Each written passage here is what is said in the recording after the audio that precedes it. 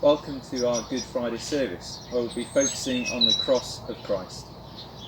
All the words for the songs and the Bible readings will be on the screen. We won't be introducing each part, so that you can use this half an hour to contemplate on that first Good Friday afresh. On this day, our focus is on Christ, the servant king. We remember his obedience and his humility as he willingly allowed Good Friday to happen. We remember his suffering and his death on the cross, and we examine our own lives as we seek to follow Christ's example, choosing afresh today to follow the way of the cross.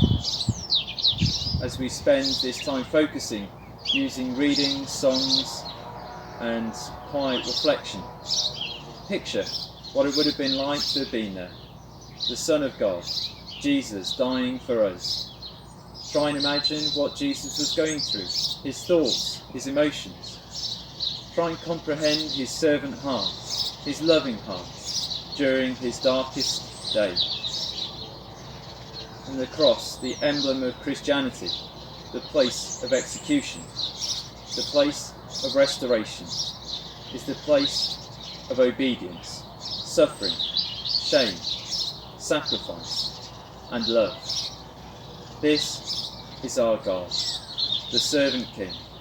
He calls us now to follow him. Now it was the custom at the festival to release a prisoner whom the people requested. A man called Barabbas was in prison with the rebels who had committed murder in the uprising. The crowd came up and asked Pilate to do for them what he usually did. "Do you want me to release to you the King of the Jews?"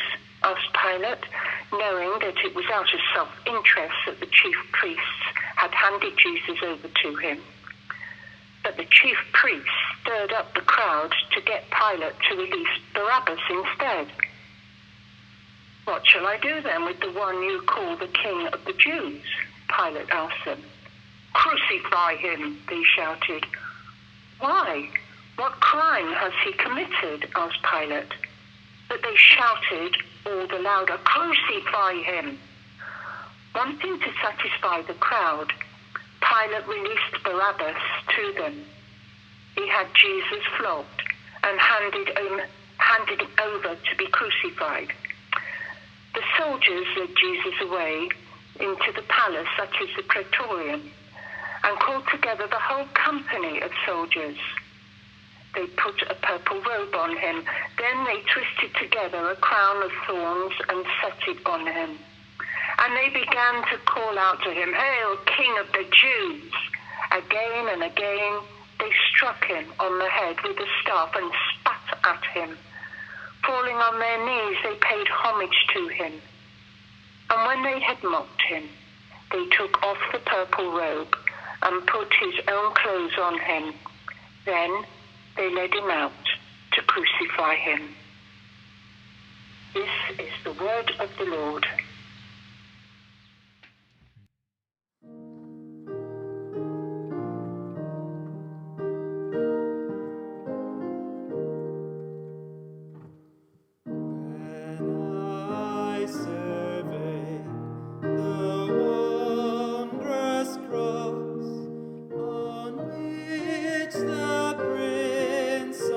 Glory died.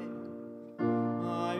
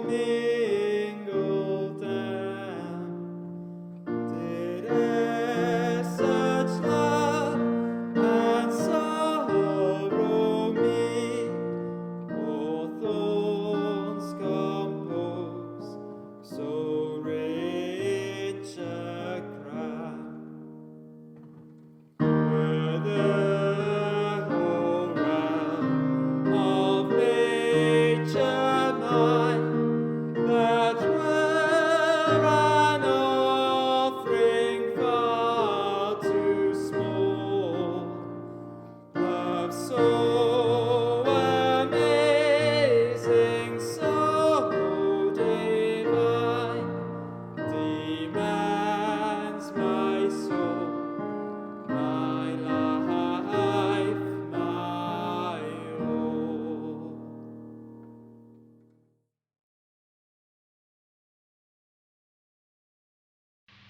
It was 9 a.m. when they crucified him.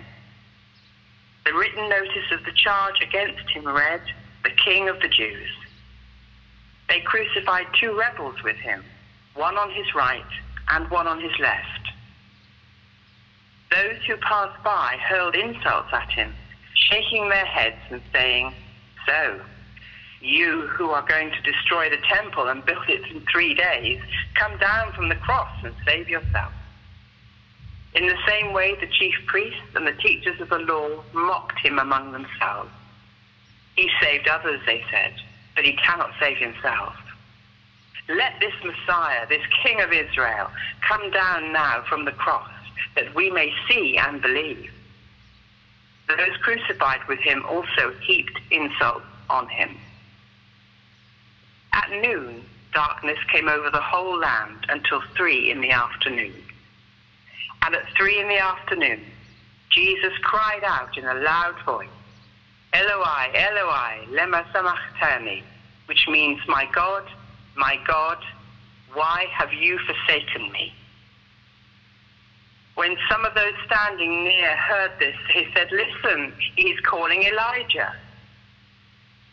Someone ran, filled a sponge with wine vinegar, put it on a staff, and offered it to Jesus to drink. "Now leave him alone. Let's see if Elijah comes to take him down," he said. With a loud cry, Jesus breathed his last. The curtain of the temple was torn in 2, from top to bottom. And when the centurion who stood there in front of Jesus saw how he died, he said, "Surely this man was the Son of God." Some women were watching from a distance. Among them were Mary Magdalene, Mary the mother of James the Younger, and of Joseph and Salome. This is the word of the Lord.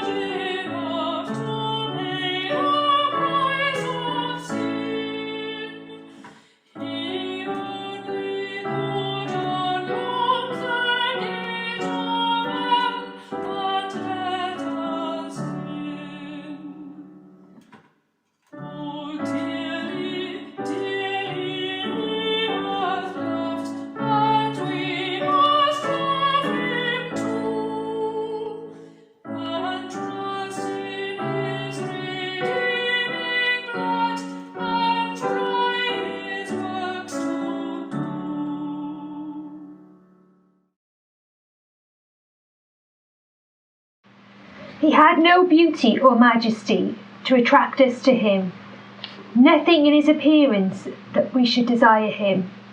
He was despised and rejected by others, a man of suffering and familiar with pain. Like one from whom people hide their faces, he was despised and we held him in low esteem. Surely he took up our pain and bore our suffering, yet we considered him punished by God, stricken by him and afflicted. But he was pierced for our transgressions, he was crushed for our iniquities. The punishment that brought us peace was on him, and by his wounds we are healed. We all, like sheep, have gone astray. Each of us turned to our own way, and the Lord has laid on him the iniquity of all of us. This is the word of the Lord.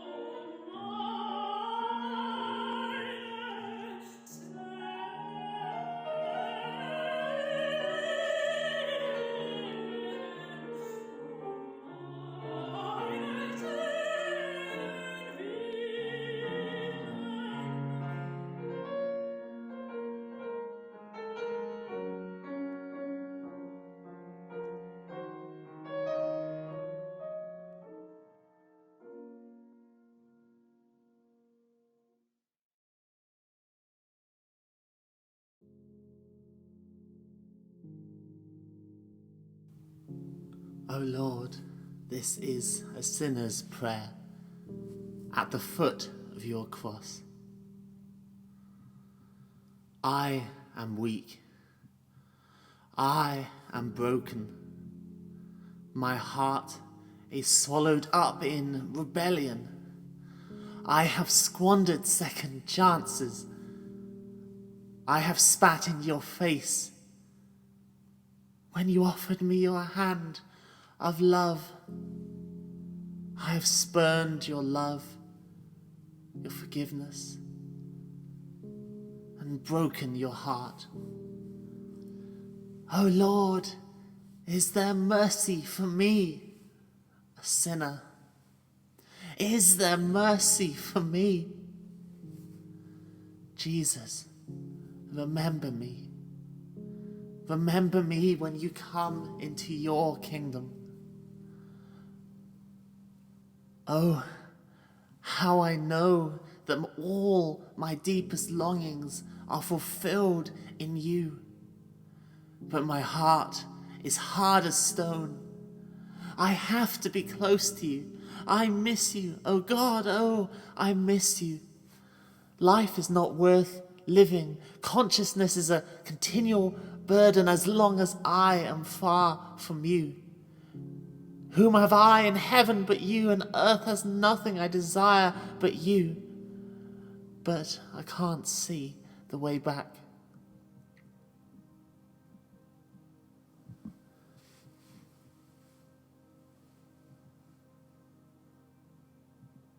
O Lord, is there mercy for me, a sinner? In my blindness, how can I ever see? Jesus, remember me. Remember me when you come into your kingdom. But then there was this day, earth-shaking, sky-blackening, fabric-shredding day. The God of justice silent in his shameful trial. The God of peace skin lacerated by beating. The God of love left there to die. A God who bleeds. O Lord, is there mercy for me, a sinner? How will I know forgiveness?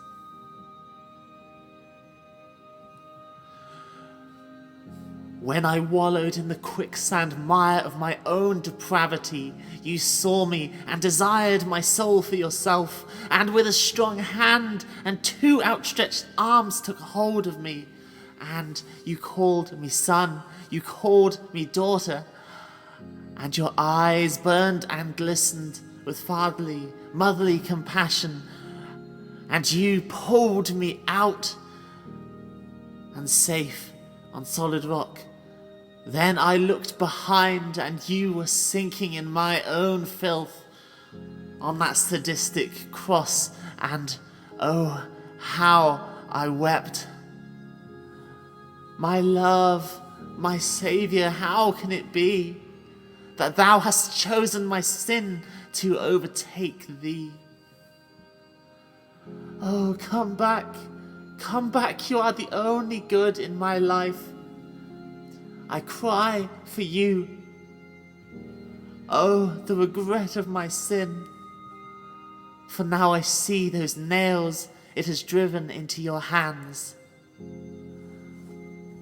Oh Lord, is there mercy for me as I stare appalled at that sick tree? This man has done nothing wrong. Jesus, remember me. Remember me when you come into your kingdom. How will I be rescued when there is no good in me? Yet I see something, a crimson weeping, the blood of God spilled, shed to buy me back from my captors. But how can I still be so calloused and cold inside? But still you come to me. You speak tenderly to me. Look to my eyes, look into my eyes. You paint your blood on my hands, my heart, my face, a cross on the doorways to our soul, our Passover lamb. So my eyes look up in sweet adoration. And oh, how I love your blood. I know it is enough for me. Finally, I feel I trust. I feel I do trust in your blood. Here is at last a place I can rest forever. What can blot out the stain of my failure? I feel my mouth smile, for now I know the answer. Your blood is enough. The blood of God. The blood of God on me. I know it can make the guilty go free. My Lord, what love is this? That you would choose this unspeakable suffering. You reached for a rebel like me. You reached out for the very hands that hated you. You reached for the very hands that drove nails through yours. Those were my hands. Oh, I am too devastated even to cry when I think that my hands held the nails and the hammer and held you there on wood. Wood you designed to stand in beautiful forests. Like xylophones you crafted for woodpeckers, the wooden home of blackbirds and robins, but now distorted to torment criminals. Oh, Jesus, my beloved one, my lovely one, why did I do this to you? I am sick to the stomach at myself, silent, retching. Jesus, remember me. Remember me when you come into your kingdom. Yet, O Lord, Lord, here it is. There is mercy for me, a sinner. I know your blood is enough. What love! I love your heart that desires closeness with me. I never knew you would go this far. Oh, I love you. Oh Lord, may history see this day. Oh, let this love shine bright through the fabric of the universe, searing bright light surging through every filament of reality. What love, Lord! Let it flood the earth as deep waters fill the sea, more abundant than any ocean, a tsunami of compassion. Wash over me, wash over me. In your backwash I am swept in and plunged into mercy. Face down, you put your hand on my shoulder and say, ever so lovingly, you are free. You are forgiven. I remembered you as I came into my kingdom. It is finished. Amen and amen.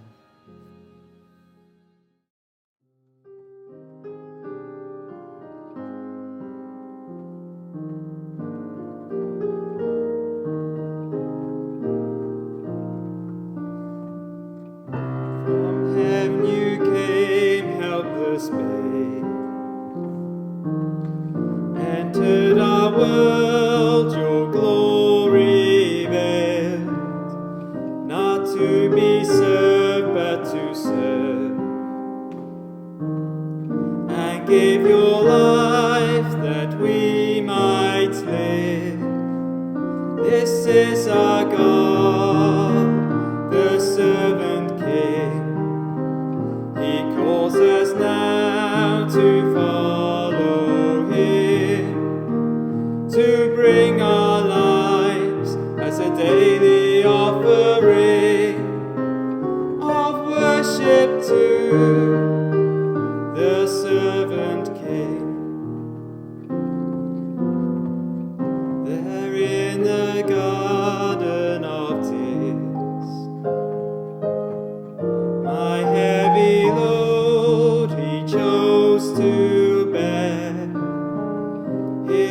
heart with sorrow was torn.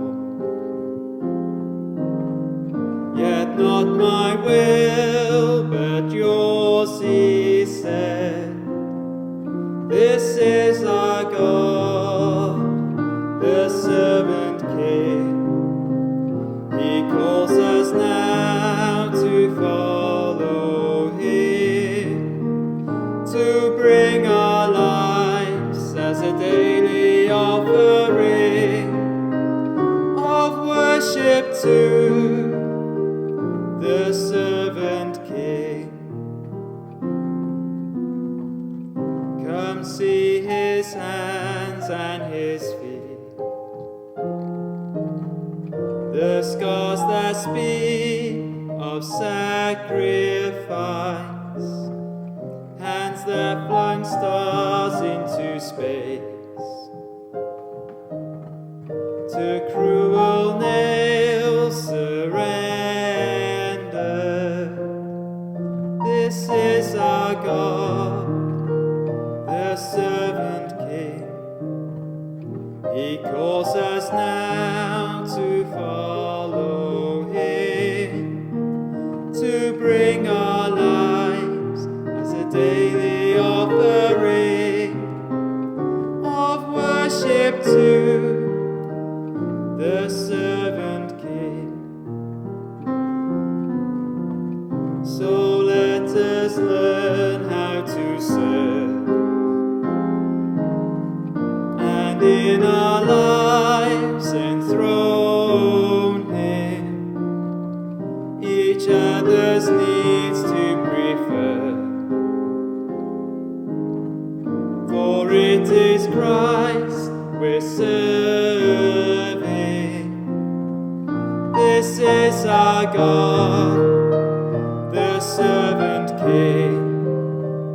He calls us now to follow him, to bring our lives as a daily offering of worship to